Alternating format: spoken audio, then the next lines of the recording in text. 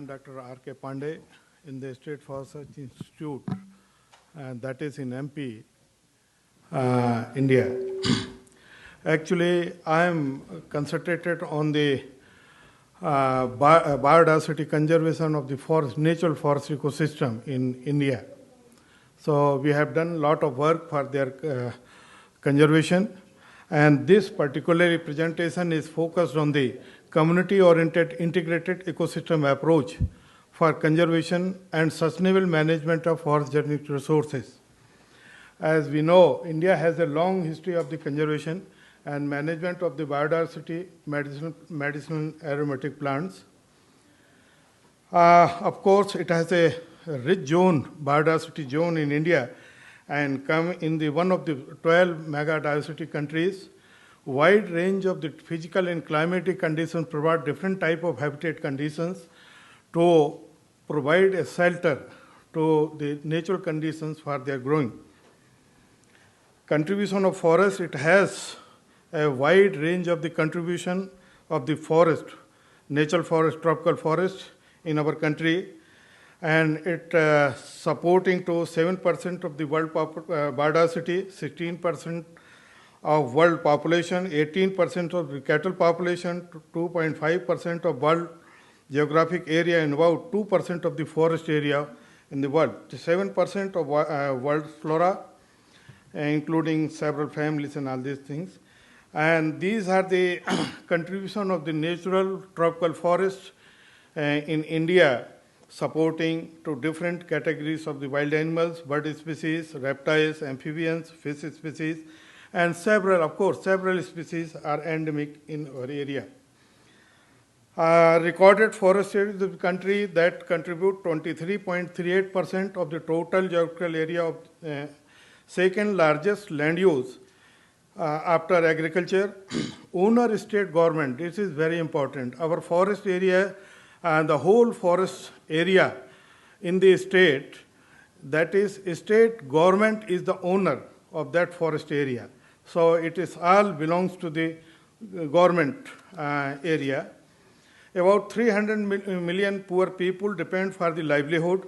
About 70% supply of raw material to pharmaceutical industries is still from the natural forest ecosystem. So these are the resources just collecting from the over-exploitation is there. We will go through it. This is the forest goods and services, ecological, what is the role of the forest for the community and for the environment. These are the vicious spirals actually. Poverty and unemployment, about 5 million people are dependent for their livelihood on forest resources. Overexploitation, because of that, there is overexploitation, depletion of natural, this is very common phenomena as sir has said in the African area, ecological imbalances. Most of the area is depleted because of the developmental activities in natural forest. So now there is a needs and risks associated with the increased dependency, local people dependency on forest resources. So contribution of native biodiversities, major and non-timber forest produces for livelihood of dependent communities. Most of the forest dependent communities are solely dependent on for their livelihood, for their subsistence on forest resources.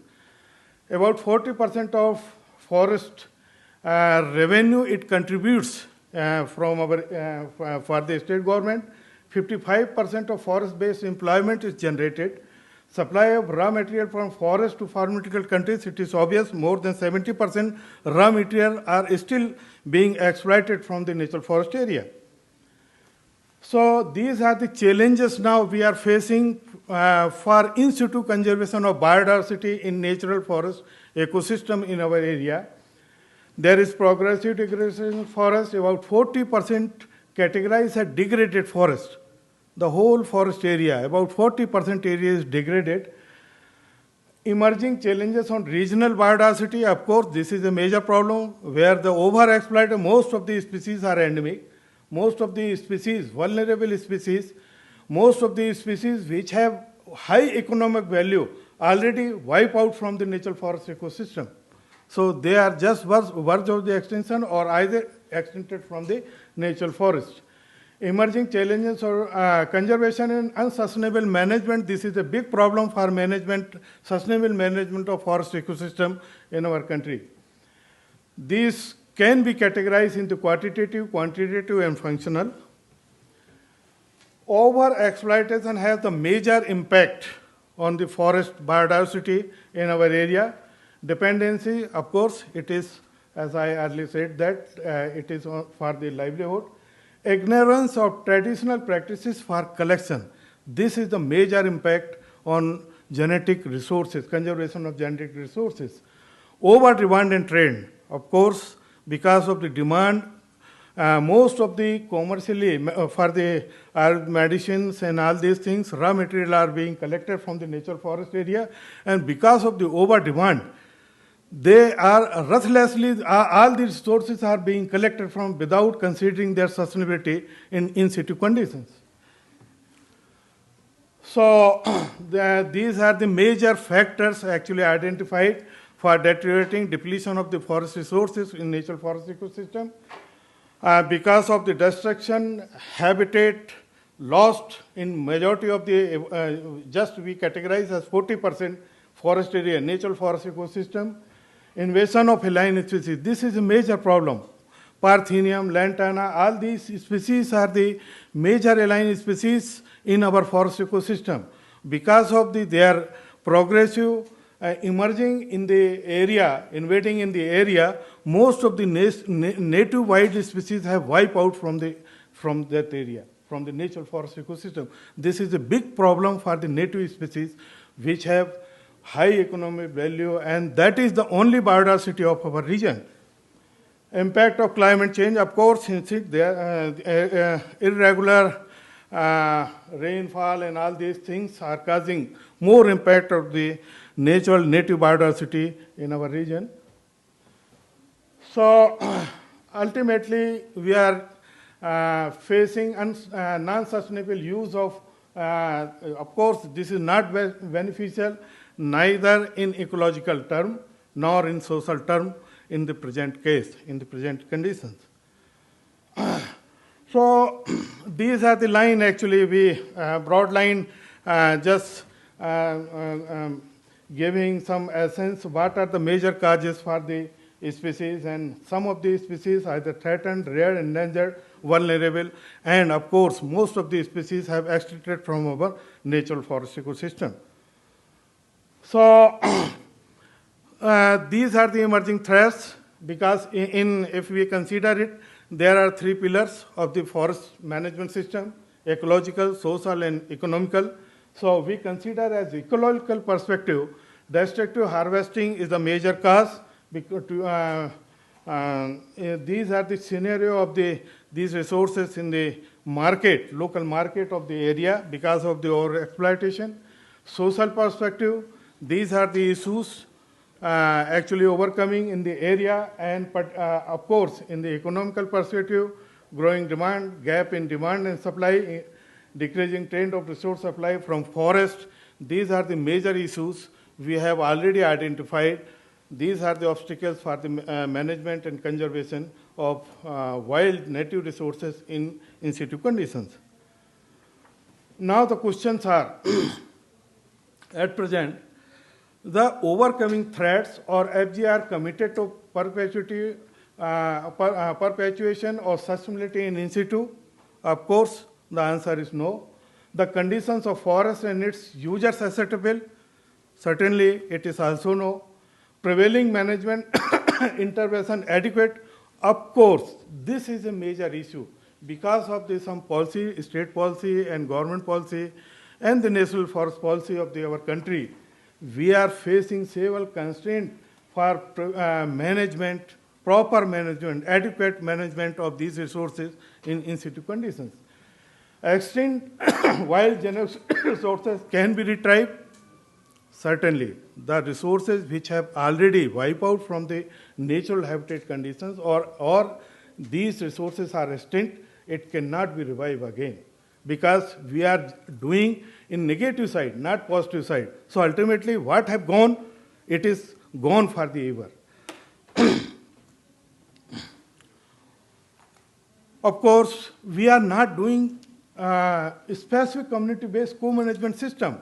This is the adaptive management system, but because of some policies and all these things, some concessions already given by the department, government, forest department and state government, India government, we are facing several constraints to conserve it in situ conditions in natural forest ecosystem.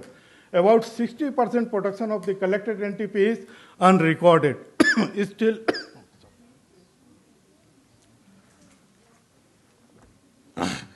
about 60% resources which we are being collected from the forest area, it is unrecorded by the government. What are the resources coming into the market? We don't have any idea or the record. No authoritative information resource availability threshold limit. We don't know the threshold limit of that resources. How it cover the area, what is the potential of that resources in situ, and what are the sustainable management of species-specific management system in our natural forest. We don't have any idea. Still, there are, of course, I said that the lacunae in policy implementation. Most of these species, they are a free concession for collection by the local people from forest area. There is no ban in the collection of that, all these things. No species-specific plan for the NTIP, non-timber forest produce. These are free for collection by the local people from our area, from forest and government forest area. There is no integrated co-management system exists. Of course, we have a forest, there is some joint forest management system in our national forest policies, but its implementation is very meager in grassroots level.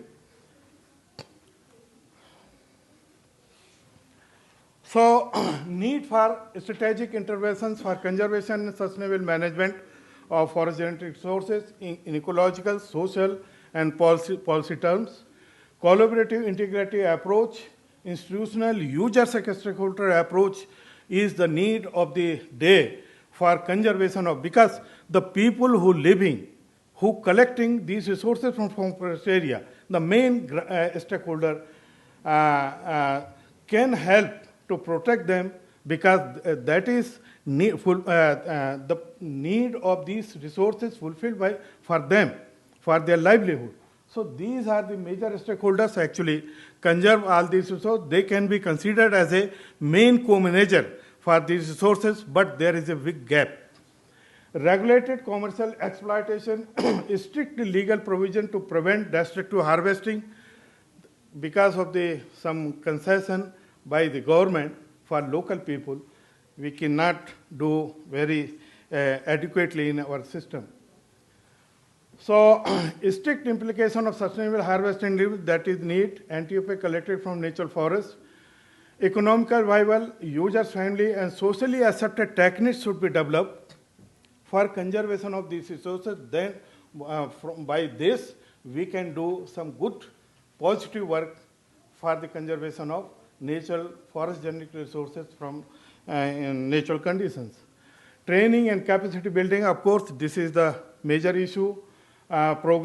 These programs should be implemented for dependent communities who are the major users or the people involved for collecting of these resources from forest ecosystem. Community or self-assessment techniques for conservation of, we have developed a good technology for self-assessment technique for conservation of biodiversity with the help of the community who are using resources in their area. So actually, if the people, users community convinced these resources are in loss, of course, certainly through their capacity building, we can get some success for conservation by their own in their habitat. Site-specific models for enhancement of goods and services that need some development. And this, I suggested this is the strategic plan should be adopted for conservation of these forest resources in our ecosystem, natural forest ecosystem in our area. Even that can be done in other areas also, in other countries. A role of institution and users as stakeholder, we have to identify what is the role of the stakeholders, community. Institutional stakeholders, users as stakeholder, community in the focus, who using these resources, that is the need for their survival, because they reside inside the forest, in and around the forest.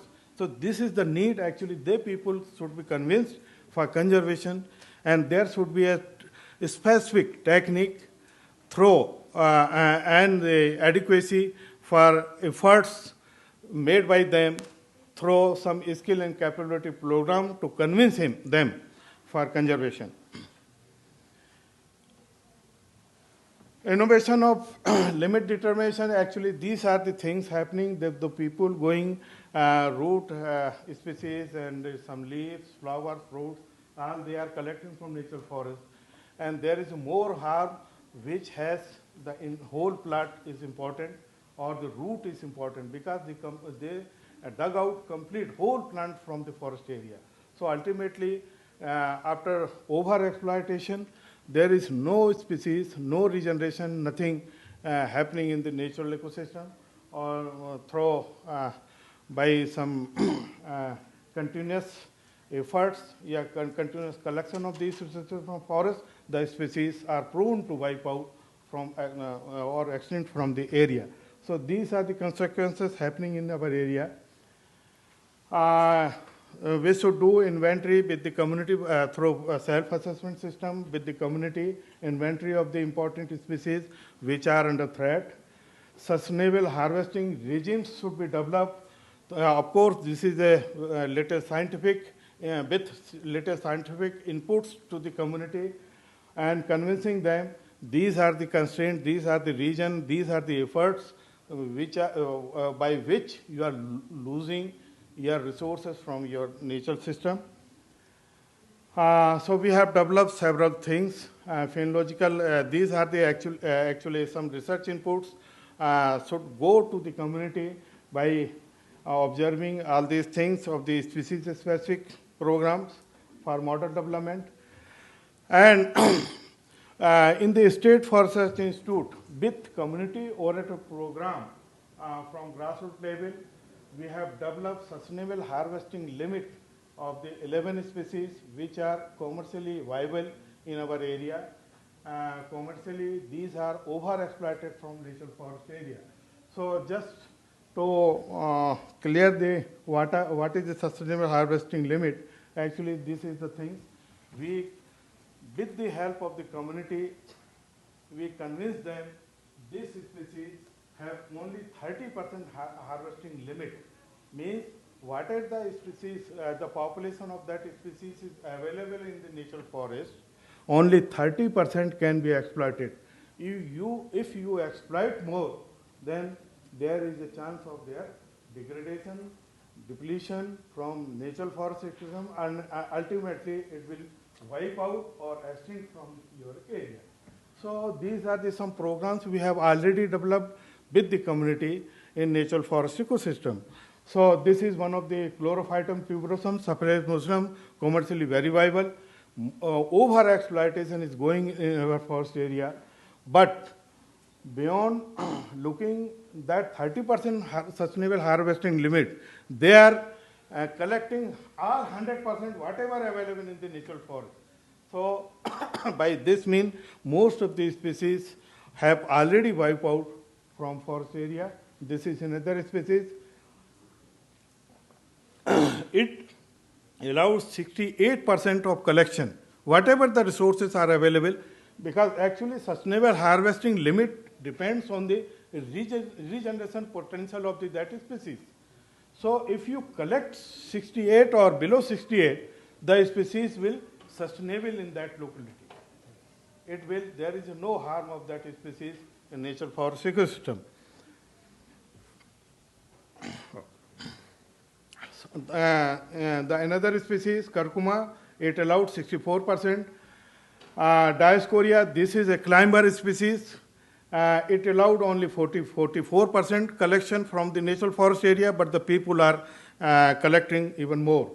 So this is another medicinally important plant which are being collected from natural forest area. Bahunia, Vahlai, these are the main source of the livelihood for getting income from forest resources in our area to that tribal people. Asparagus racemosus, of course, 52% it allowed for collection. So ultimately, my submission is that the users community who reside inside the forest or nearby the forest, around the forest, they are the main stakeholders. They should be trained. They should be, their skill and capability should be developed. They should be associated as a co-manager. If they are convinced, then there is a possibility for conservation of these forest resources in our natural forest ecosystem. So I have suggested some points here. So ultimately, of course, as in India, even in other development countries, most of the resources are in vulnerable conditions. And what are the actually grassroots level people, community, users community? Our efforts should be done to educate them, to develop their skill, because being a users community, they can help, they can protect our biodiversity in natural forest ecosystem. Thank you very much. Any question, please? Thank you, Dr. Pandey. We're going to take a few questions. It's not working. The little relay on? Yep. Test. Okay, thank you. We're going to take a few questions. Right here, I believe, was the first gentleman. Go ahead, sir. You go first. And thank you, sir. Okay. I want to ask, are you considering cultivation, that's training, capacity building for the end users to cultivate what they take from the forest themselves at home? Yes, yes. We have, actually, the technique I have shown there for the sustainable for determination of sustainable harvesting limit, species-specific limit. These species are collected from the natural forest. So we have developed techniques to develop their skill and capability in our community-oriented program in the forest area. Because that is part of community biodiversity. It is just impossible. If we, without the community, and users, grassroots level community who dependent for their subsistence, for their livelihood, it is just impossible to conserve, protect natural biodiversity of even any region of the world. Thank you, Dr. Pandey. Yeah, Dr. Pandey, it is not a question, but a kind of positive thought to your presentation. I was working as a soil conservation engineer from 91 to 95 in the Dandakaran area, which is Andhra and Odisha and your now Chhattisgarh border. Yeah, and they are, shifting cultivation is rampant. I mean, it's not anywhere much than that place.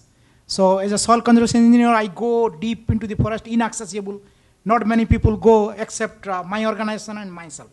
So we go work there, and when I come to do my master's, I did a research on that watershed.